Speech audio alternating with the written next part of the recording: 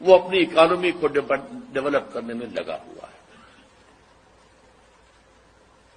ثانیاً اگر آپ کی کوئی پیش رفت ہو گئی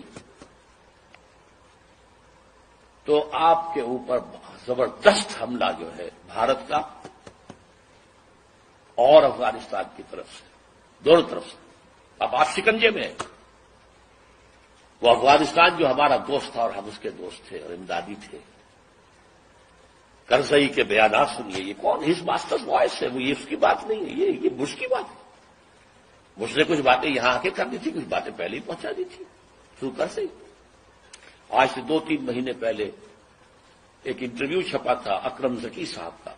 جو ڈپلومیٹ بھی رہے ہیں اور بیوروکریٹ بھی رہے ہیں۔ یہ قومی ڈائجسٹ میں ان کا انٹرویو چھپا تھا اور انہوں نے یہ کہا تھا، لکھ کے رکھ لو، عنقریب بھارت پاکستان پر بہت بڑا حملہ کرے۔ اگر ذرا بھی محسوس ہوا کہ چائنا اور پاکستان اور قریب آ رہے ہیں تو یہ کانٹا پھر نکال دینا پڑے گا، یہ تو پھر بہت بڑی بات بن جائے گی ان کے لیے، یہ تو کانٹا ہوگا پھر درمیان میں۔ بہرحال اس کے باوجود میں آپ سے کہہ رہا امید ہے کہ شاید کوئی معجزہ اللہ تعالیٰ کی طرف سے، پاکستان کا قیام بھی معجزہ تھا اور پھر تاتاریوں کا معجزہ کچھ تھا، تو اب بھی معجزہ ہو سکتا ہے۔ تاتاریوں کی تاریخ جو ہے دہرائی جا سکتی ہے، اور پھر لیکن اسی خطے سے اسلام کا احیاء ہوگا،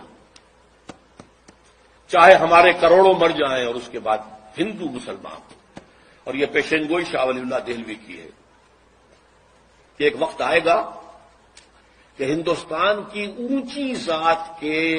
لوگوں کی اکثریت اسلام قبول کر لے گی۔ دیکھیے ہمارے ذہن میں خیال بھی آتا ہے تو نچلی ذات کا، شیڈولڈ کاسٹ کا، شودروں کا نہیں، اونچی ذات کے ہندوؤں کی اکثریت جو ہے اسلام قبول کر لے گی۔ اب آئیے آخری کلائمیکس، یہ تو حالات ہیں، تاریخ کا رخ ہے، جا رہا ہے، پاکستان کدھر جا رہا ہے میں روک نہیں سکتا، آپ روک نہیں سکتے۔ ہماری جو بھی غلطیاں ہیں، کوتاہیاں ہیں، وعدہ خلافیاں ہیں، ان کی کیا سزا ہمیں ملتی ہے، ہم اس کے مستحق ہیں، ہم کو